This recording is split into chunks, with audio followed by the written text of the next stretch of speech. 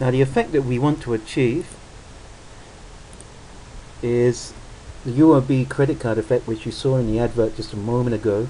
As you can see here, it's basically a simple gradient background, a reflection effect here, and if you'll notice the free credit card images, there's a little bit of 3D perspective on it. Now we're doing a quick tutorial in 2007, but I'll also put up a quick tutorial in 2003 how you achieve the same effect. Now obviously in 2003 we don't have default settings for reflection and not so good in terms of the 3D perspectives. Nevertheless, I'll show you how that's done in another tutorial. So how do we do this one? Again, this is very quick. It's great for sort of product sales and marketing presentation slides. If you want to put up your product, for example, and maybe just a few lines of text somewhere on the image, probably below the cards here. So let's have a look at how we can do this. Now again, that's the image that we want to achieve. We can do it very fast. Now again, I'm just going to do it quick for tutorial sake. So I'm just going to put a quick background there. Now comes my gradient sort of background here. So I just draw up an oval shape. I go to my gradient effects, select gradient. Now gradient is a little bit different from 2007 and 2003, but both are pretty easy to use. So I'm quite happy with the gradient that I have here. I'm just going to remove the line color, and that pretty much makes my background.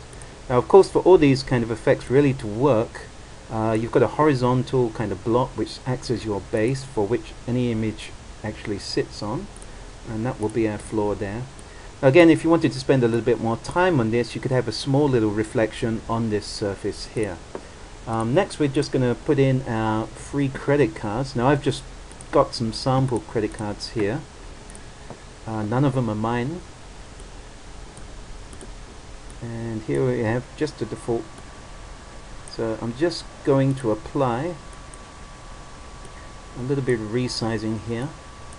Again, I'm just going to use default settings. I'm not going to really go into much customization. I'm just going to use a very basic default settings. So I've used the default 3D setting here. Now if you'll notice, my last credit card here just looks a little bit off, so I'm just going to put a bit of a crop there just to clean it up.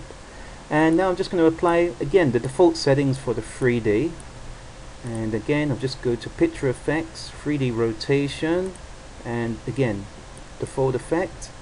Go here, 3D rotation, and a default effect.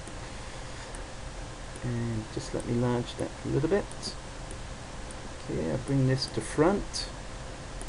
And again, I'm just going to use the 3D options just to twist that credit card round just a little bit more, as we saw in our original image. So I'm just going to twist it here. And maybe just one more. Close that. Just put it to one side a little bit. And move this up to here a little bit. And then we just got our last credit card, and again I'm just going to use the default 3D settings for this one and just resize it just a little bit, put it to one side. There we are. Now you can increase the size or decrease the size, and again for this one, just to finish it off, you could put some shadow effects in 2007. Again, I'll just put a very basic one there, but you can clean those up a little bit later. So again, less than maybe 20 seconds, and you can achieve quite a nice little effect such as this. And as I said, if you really want to put your favorite bullet points in, because I know most people just can't escape those ugly bullets.